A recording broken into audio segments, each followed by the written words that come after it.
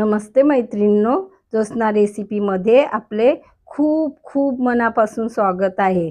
आज आपण उरलेला भाताचा मस्त असा फोडणीचा भात कसा बनवायचा ते बघणार आहोत। मस्त असा महाराष्ट्रीयन पद्धतीने झणझणीत छान असा नाश्त्याला कसा बनवायचा बघूया। चला तर मग रेसिपीला सुरुवात करूया। गॅसवर कढई ठेवलेली आहे।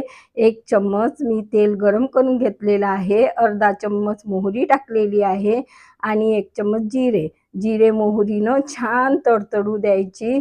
आणि त्यानंतर मी एक कांदा असा कट करून घेतलेला आहे, टमाटर घेतलेला आहे आणि 2-3 मिरच्या कट करून घेतलेला आहे, कढीपत्ता घेतलेला आहे। आता कांदा आपल्याला या तेलामध्ये टाकून घ्यायचा आहे आणि आपल्या हिरव्या मिरच्या पण टाकून घ्यायच्या आहे बघा या पद्धतीने। आणि कढीपत्ता पण आणि मी चिमूटभर अशी हिंग घेतलेली आहे, ती टाकून घ्यायची आहे आणि हे मिश्रण थोडं परतवून घ्यायचं आहे या पद्धतीने। परतल्यानंतर आता आपल्याला यात आलं लसूण आणि जिरं मी हे वाटून घेतलेलं आहे। तुम्ही आलं लसूण मिरची पण वाटू शकता।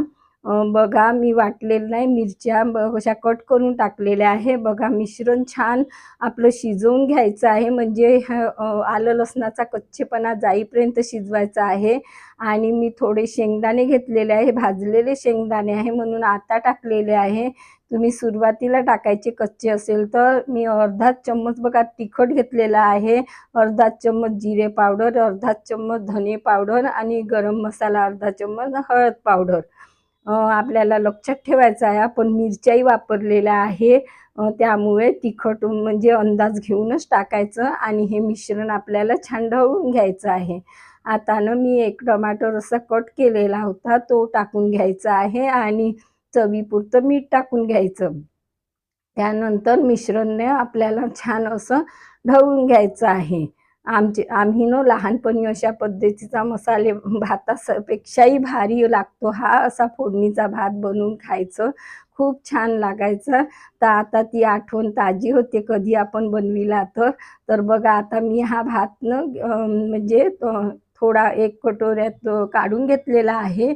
शिळा भात उरला की अशा पद्धतीने करायचा आहे आपल्याला। तर बघा असा मस्त गरमागरम तयार होतो, मिक्स करून घ्यायचा आहे मस्त याला व्यवस्थित या मसाल्यामध्ये।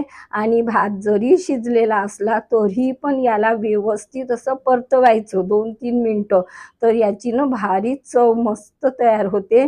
आता मी शिजल्यानंतर गॅस बंद करून दिलेली आहे आणि अर्धा लिंबू घेतलेला आहे, त्याचा रस टाकून घ्यायचा आहे आणि मस्त असं परतवून घ्यायचं आहे। बघा या पद्धतीने मस्त तयार होतो हा नाश्त्याला तर अगदी झटपट। आणि तुम्ही भाज्या पण वापरू शकता तुमच्या आवडीच्या यामध्ये, सुरुवातीला मिश्रणामध्ये टाकून घ्यायच्या, शिजवून घ्यायचा। मी आता कोथिंबीर टाकून घेतलेली आहे आणि आपला भात छान तयार झालेला आहे। मी सर्व केलेला आहे बघा प्लेटमध्ये।